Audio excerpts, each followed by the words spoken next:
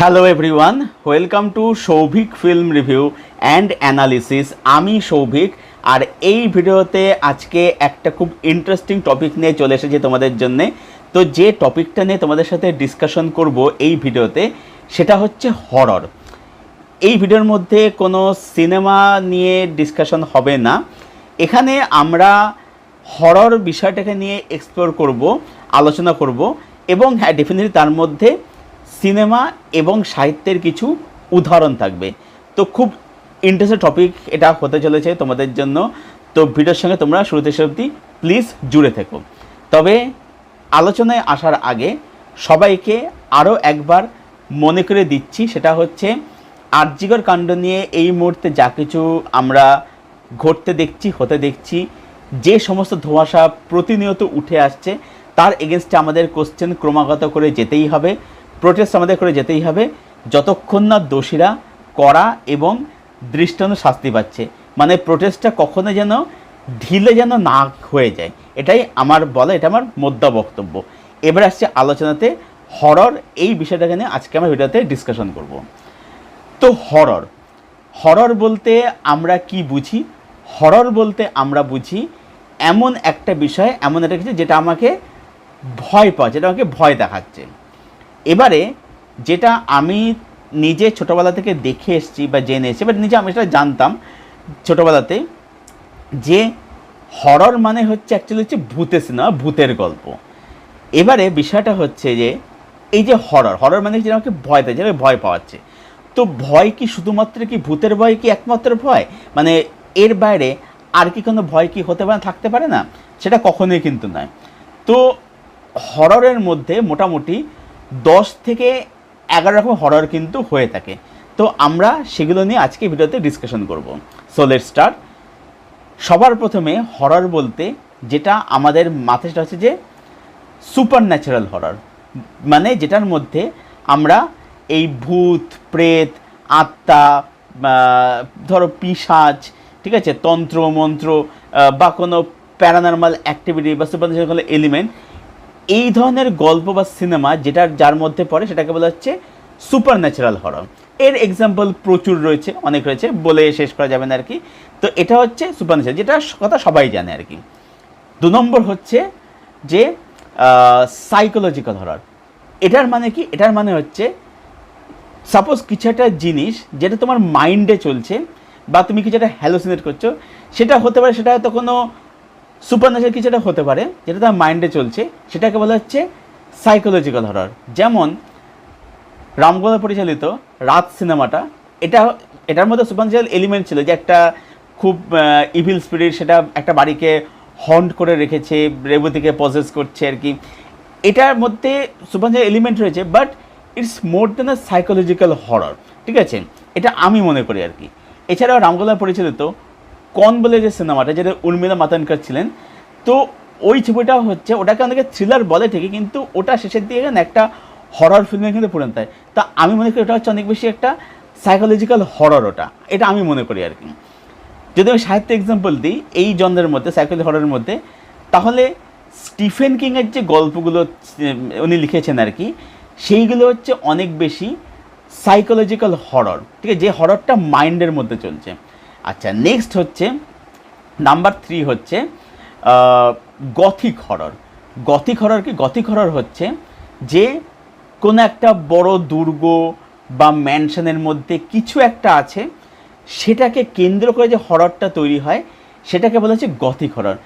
এই গথিক হররের সবথেকে বড় এক্সাম্পল হচ্ছে ব্রাম স্টোকারের ড্রাকুলা। এবার দেখো, ড্রাকুলাকে নিয়ে তো সারা বিশ্বে প্রচুর সিনেমা আছে। 1922-তে প্রথম ছবিতে নোসফেরাতু, মোস্টলি এটা জার্মানে একটা সিনেমা ছিল আর কি, তো সেখান থেকে শুরু হয়েছিল। কিন্তু ড্রাকুলাকে নিয়ে প্রচুর অ্যাডাপশন আছে। তো এই যে কোনো দুর্গ বা কোনো ম্যানশনকে কেন্দ্র করে যে হরর সৃষ্টি হয়, সেটার এক্সাম্পল হচ্ছে এই গথিক হরর। আচ্ছা, নেক্সট হচ্ছে যে ফোক হরর বা অকাল্ট হরর। এবার ফোক হরর বা অকাল্ট হররটা কিন্তু অলমোস্ট সেম জনের, সেম ক্যাটাগরির মধ্যে কিন্তু পড়ছে। এটার মধ্যে কি পড়ছে? এটা হচ্ছে ফোক হরর। মানে ফোক হরর হচ্ছে যে কোনো একটা উপকথাকে কেন্দ্র করে যে হরর সৃষ্টি হচ্ছে, সেটাকে বলা হচ্ছে ফোক হরর। বা অকাল্ট হরর হচ্ছে যে কোনো একটা প্রাচীন অভিশাপ সেটাকে কেন্দ্র করে যে হরর সৃষ্টি হচ্ছে সেটাকে বলা হচ্ছে অকাল্ট হরর। যেমন এর মধ্যে আমি বলতে পারি যে হেরিডিটারি পড়ছে, একটা ফোক হরর অকাল্ট হররের মধ্যে পড়ছে, তারপরে হচ্ছে দ্য ওমেন পড়ছে, ফার্স্ট ওমেন পড়ছে, এইগুলো হচ্ছে অকাল্ট ফোক হররের মধ্যে এগুলো পড়ছে আর কি, কাইন্ড অফ বলা যেতে পারে আর কি। আচ্ছা, নেক্সট হচ্ছে কসমিক হরর। কসমিক হরর হচ্ছে, এটা কোনো ভূতের হরর নয়, এটা হচ্ছে কোনো একটা প্যারালাল ইউনিভার্স বা কোনো একটা ইউনিভার্স থেকে কিছু একটা এন্টিটি, কিছু একটা আমাদের ওয়ার্ল্ডে পৃথিবীতে এসে পড়েছে, আমাদের গ্যালাক্সিতে পড়েছে, এটাকে বলা হচ্ছে কসমিক হরর। এই হররের মধ্যে সবথেকে বড় এক্সাম্পল হচ্ছে এইচপি লাভক্রাফটের যে লেখা যে গল্পগুলো। দেখো, লাভক্রাফটের গল্প কিন্তু বেশ ভয়ের হয়, ঠিক আছে, বেশ ভয়ের গল্প হয়। বিশেষত যারা হচ্ছে কল অফ কাথুলু পড়েছে, দ্য হন্টার অফ দ্য ডার্ক পড়েছে আর কি, ঠিক আছে, তো গল্পগুলো কিন্তু বেশ ভয়ের হয়। কিন্তু সেই গল্প কিন্তু ওনার গল্প কিন্তু ভূতের গল্প অ্যাকচুয়ালি কিন্তু হয় না। ওনার গল্পের মধ্যে ভূতের জায়গাতে কোনো একটা প্যারালাল ইউনিভার্স, সেখানে আসা কোনো এন্টিটি, এসবের অস্তিত্ব থাকে আর কি, যেটাকে বলা হচ্ছে কসমিক হরর। আচ্ছা, এবারে হচ্ছে ক্রিচার হরর বা মনস্টার হরর। কোনো ক্রিচার মনস্টারকে কেন্দ্র করে যে হরর সৃষ্টি হয় সেটাকে বলা হচ্ছে ক্রিচার মনস্টার হরর। এই হররের মধ্যে সবথেকে এক্সাম্পল হচ্ছে, আমি বলতে পারি, আর্থার কোনান ডয়েলের লেখা terror of the Blue John Gap, যেটাতে সত্যি অনুবাদ করেছিলেন ব্লু জন গহ্বরের বিভীষিকা। এইটা হচ্ছে ক্রিচার বা মনস্টার হররের মধ্যে এটা পড়ছে। এর মধ্যে জম্বি পড়তে পারে, ওয়্যারউলফ পড়তে পারে, সেইগুলো হচ্ছে এই হররের মধ্যে এইটা পড়ছে আর কি। আচ্ছা, নেক্সট হচ্ছে যে হররের কথা, সেটা হচ্ছে যে বডি হরর।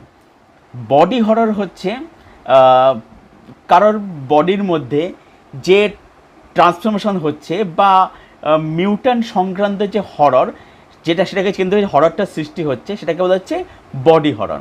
আচ্ছা, নেক্সট যে হররটা নিয়ে কথা বলবো সেটা হচ্ছে স্ল্যাশার হরর।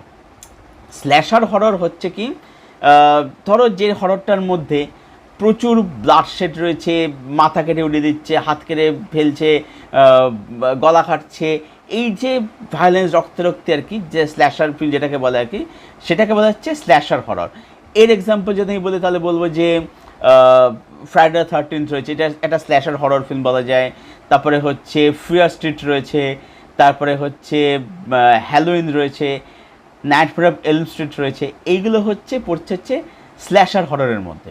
আচ্ছা, আরেকটা হরর হচ্ছে, এটা হচ্ছে যে সার্ভাইভাল হরর। এটার মধ্যে পড়ছে হচ্ছে যে কোনো একটা পার্সন বা সেটা একাধিক পার্সন হতে পারে, কোনো একটা কারণে, কোনো একটা অ্যাক্সিডেন্ট হওয়ার ফলে কোনো একটা দুর্গম জায়গাতে সে আটকে গেছে বা ফেঁসে গেছে। এইখান থেকে যে হররটা সৃষ্টি হচ্ছে, সেই হররটাকে বলা হচ্ছে সার্ভাইভাল হরর। এর উদাহরণ হচ্ছে রেসিডেন্ট ইভিল, সেটা হচ্ছে পড়ছে হচ্ছে এই হররের মধ্যে, এটাকে বলা হচ্ছে সার্ভাইভাল হরর। আরও এখন এক্সাম্পল আছে, এটা হচ্ছে এই হররের মধ্যে, রেসিডেন্ট ইভিল এই হররটার মধ্যে পড়ছে। আচ্ছা, নেক্সট যে হররটা নিয়ে কথা বলবো সেটা হচ্ছে যে স্পেস হরর।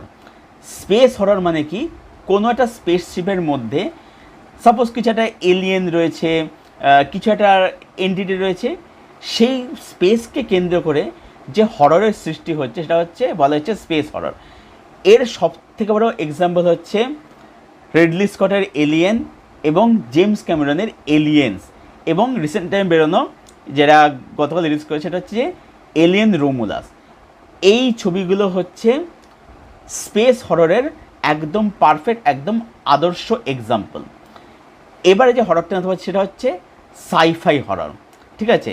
স্পেস হররটা সাই হররের মধ্যে পড়ছে, কিন্তু স্পেস হররটা হচ্ছে যেহেতু এটা স্পেসের মধ্যে যেতে, এটা যেহেতু স্পেসশিপের মধ্যে হচ্ছে, এই কারণে ওটাকে আমরা স্পেস হরর হিসেবে এটাকে আমরা মানে ইনক্লুড করবো আর কি। এবার বলতে যে সাইফাই হরর, এটার মধ্যে কিন্তু কোনো স্পেসের কিন্তু কোনো স্পেসিফিক কিন্তু ব্যাপার কিন্তু নেই, এটা যে কোনো জায়গাতে হতে পারে আর কি, সেটা স্পেসিফিক হতে পারে, সেটা তার বাইরেও হতে পারে আর কি।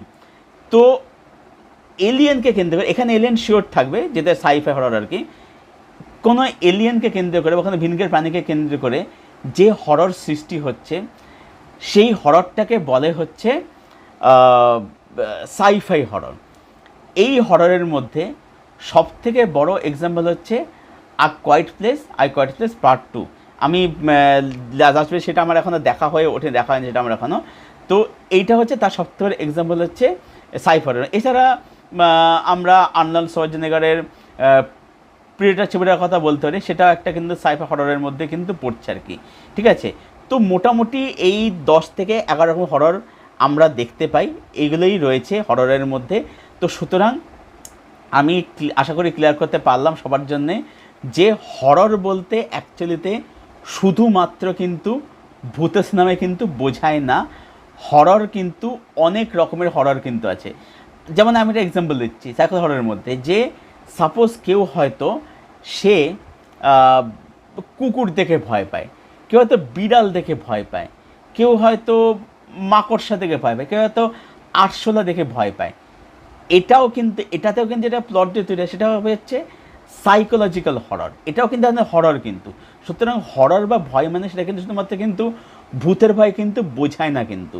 ঠিক আছে, হরর মানে যে ভয়, যেটাকে ভয়তে যে ভয় পাওয়াচ্ছে, তো ভয় কিন্তু অনেক কিছু থেকে কিন্তু ক্রিয়েট করা যেতে পারে। এটা আমি আশা করি সবাইকে ক্লিয়ার করে বোঝাতে পারলাম। তো তোমাদের এই ভিডিওটা, এই আলোচনাটা কতটা ভালো লাগলো, আশা করছি তোমাদের ভিডিওটা আলোচনাটা শুনতে খুব ইন্টারেস্টিং লেগেছে। তো তোমাদের কীরকম লাগলো প্লিজ জানাও কমেন্ট সেকশনে শেয়ার করো অবশ্যই। আর তোমরা যদি আরও কিছু অ্যাড করতে চাই হররের মধ্যে, যে এটা একদম হরর হতে পারে, সেটাও তাহলে একটা কমেন্ট বক্সে ডিসকাশন হবে, আর ভালো ডিসকাশন হতে পারে সেটা নেই। কারণ যেহেতু টপিকটা খুব ইন্টারেস্টিং টপিক আর কি, অনেক কিছু সেটা থেকে জানা, আমি এখানে জানলাম, একটু এক্সপ্লোর করলাম আর কি, এটা রিসার্চ করতে গিয়ে আর কি। তো তোমাদেরকে ওপিনিয়ন সেটা অবশ্যই জানো কমেন্ট করে। আমি তাহলে সেটা নিয়ে একটু ইন্টারেস্ট রাখলাম আর কি, জানার জন্য যে তোমরা যে আরও কিছু এক্সপ্লোর যদি করতে পারে, এর সাথে সাথে যদি আরও কিছু অ্যাডিশন করতে যাও অবশ্যই করতে পারে, তাহলে এটা খুব ভালো লাগে, সেটা আমার ভালো লাগে সেটা আলোচনা করতে আর কি। যাই হোক, তো ভিডিওটা এখানে শেষ করছি। যদি ভিডিওটা ভালো লেগে থাকে ভিডিওটাকে লাইক করো, শেয়ার করো, চ্যানেলটাকে সাবস্ক্রাইব করো, পাশের বেল বাটনটাকে প্রেস করে দাও এরকম আরও ভিডিও পাওয়ার জন্য। আর আমার সঙ্গে জুড়তে চাইলে আমার ফেসবুক লিঙ্ক দেওয়া থাকে নিচের ডেসক্রিপশন বক্সে, সেখান থেকে তোমরা আমার সঙ্গে জুড়তে, সেখান থেকে ফ্রেন্ড হতে। ভিডিওটা এখানে শেষ করছি।